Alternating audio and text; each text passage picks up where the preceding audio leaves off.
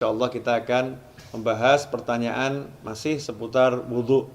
Ini ada pertanyaan dari teman-teman tentang bagaimana hukumnya wudhu di kamar mandi atau wudhu di toilet. Karena tidak semua orang punya ruangan khusus untuk wudhu. Dan memang anehnya kita ini ya.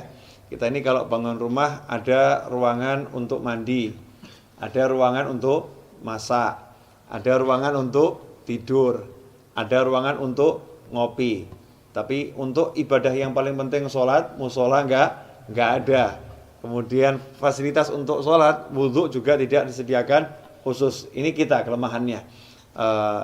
Menyikapi hal itu, maka timbul pertanyaan, kalau wudhunya tidak di ruangan khusus, ya tidak di ruangan khusus untuk wudhu atau enggak punya padasan. Kalau orang Jawa dulu punya padasan ya, gentong yang ada lubangnya di bawah, taruh di halaman untuk minum atau untuk wudhu. Kalau enggak punya seperti itu, adanya kamar mandi, adanya toilet, atau ketika di mall atau di pasar, wudhunya tidak di tempat khusus wudhu, tidak di luar ruangan, tapi di dalam toilet, di dalam kamar mandi, atau di dalam WC kalau bahasa umumnya ya.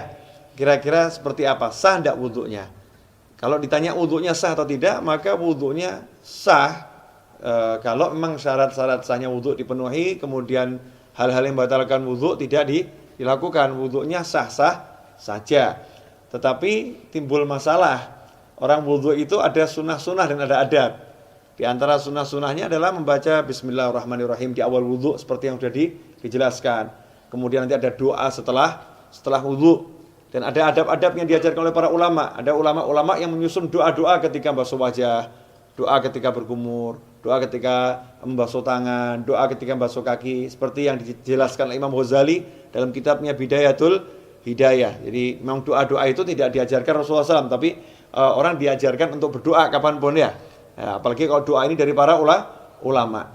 Lantas bagaimana kita mau membaca doa di dalam kamar mandi? Atau kita mau membaca Bismillahirrahmanirrahim sedangkan di dalam kamar mandi? Sementara kita ketahui Nabi kita Muhammad SAW mengajarkan agar kita tidak membaca lafzul jalalah, asma Allah, atau ayat-ayat Al-Quran, atau doa-doa di dalam toilet, di dalam kamar mandi. Emang apakah ada sumber hadisnya? Ada. Kita semua tahu baginda Muhammad SAW itu punya cincin. Ya, punya cincin. Khatiman min fiddah, dari perak. Ya, Rasulullah punya cincin dari perak, yang cincin itu fungsinya sekaligus sebagai stempel. Ya, fungsinya sebagai stempel. Dulu Rasulullah SAW tidak punya cincin, tidak punya stempel. Tapi ketika sahabat mengatakan, nih raja-raja yang pembesar-besar non-muslim itu kalau dapat surat, tidak ada stempelnya tidak mau terima. Ya, mereka tidak akan menerima surat kalau nggak ada stempelnya. Rasul pun mengikuti, kalau begitu buatkan saya stempel. Ya, buatkan saya stempel. Maka dibuatkan stempel, bunyinya Muhammadun Rasulullah. Ya, Muhammadun Rasulullah. Jadi Allahnya paling atas, berupa cincin dari perak. Ketika Rasulullah wafat SAW, setelah wafatnya Rasulullah, cincin itu dipakai oleh Sayyidina Abu Bakar As-Siddiq radhiyallahu anhu. Setelah wafatnya Sayyidina Abu Bakar dipakai oleh Sayyidina Umar ibn Khattab. Kemudian dipakai oleh Sayyidina Utsman bin Affan radhiyallahu anhu. Nah, ketika dipakai Sayyidina Utsman, cincin itu jatuh ke Bir Aris, ya, sumur Aris. Ya, kemudian tidak ditemukan lagi. Nah, apa dasarnya? Ketika Rasulullah masuk ke khala, ke tempat buang hajat, Rasulullah selalu melepas cincinnya. Jadi ketika masuk ke tempat buang hajat, Rasulullah SAW selalu melepas cincinnya. Karena di cincinnya itu ada tulisan Muhammadun Rasulullah. Kalau membawa tulisan aja tidak dianjurkan, apalagi mengucapkannya. Ya, membawanya aja tidak dianjurkan, apalagi mengucapkannya. Berdasarkan hadis tersebut, yang diriwayatkan oleh Imam Al-Hakim, ya, dalam kitabnya Al-Mustadrak Al-Sahihain. Di situ beliau menyatakan, anna Rasulullah labisa khatiman naksuhu Muhammadur Rasulullah fakana idza dakhala al-khala wada'ahu. Kata Al-Hakim dalam kitab Al-Mustadrak, Az-Zuhri menyebutkan bahwasannya Rasulullah SAW punya cincin yang tulisannya adalah Muhammadun Rasulullah. Idza dakhala al-khala wada'ahu. Kalau masuk ke khala, ke toilet, Rasulullah SAW selalu melepaskan cincinnya tersebut. Hadits ini sahih menurut syarat Imam Bukhari dan Muslim, tapi tidak dicantumkan dalam kitab hadis Bukhari maupun Muslim. Maka ditulis oleh Al-Hakim dalam kitabnya Al-Mustadrak yang disusulkan, ya hadis-hadis yang diusulkan. Sebetulnya menurut Bukhari dan Muslim sahih, tetapi belum atau tidak dicantumkan dalam kitab Bukhari maupun kitab Muslim. Nah, hadis ini menunjukkan memang kalau masuk kamar mandi jangan bawa tulisan yang mengandung nama Allah atau nama Rasulullah Shallallahu Alaihi Wasallam. Dari sini ulama kemudian mengambil kesimpulan kalau membawa tulisan nggak boleh, apalagi membacanya.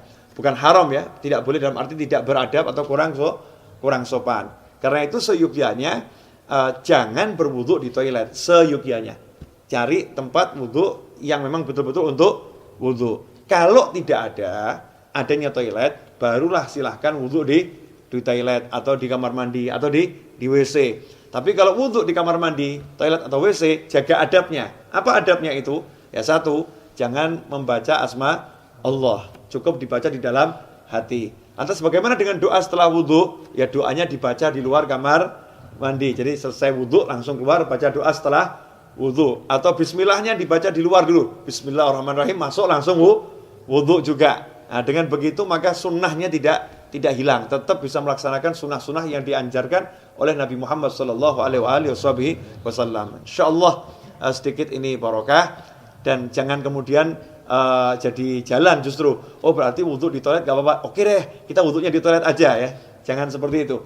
Usahakan wudu di luar toilet agar bisa melaksanakan banyak sunnah. Kalau memang terpaksa baru berwudu di toilet. Wal afu minkum. Wassalamualaikum warahmatullahi wabarakatuh.